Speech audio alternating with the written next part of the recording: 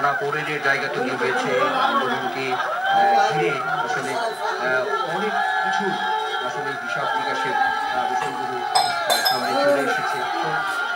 তো সর্বোপরি আজকে একটি পরিণতির দিন কাছে এমনটা আমরা বলতেই পারি।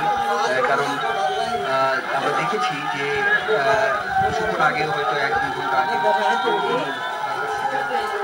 রাজধানী সহ যে আশপাশের যে এলাকা একদম সংসার নিরবতা ছিল, কিন্তু এখন একেবারেই আসলে লোকারণ্য এই রাজধানী ঢাকা। এখানে যারা আছেন আন্দোলনকারীরা আছেন, তাদের যে উচ্ছ্বাসের যে জায়গাটি সেটি তারা আসলে প্রকাশ করছেন, সেটি আপনারা নিশ্চয়ই আপনারা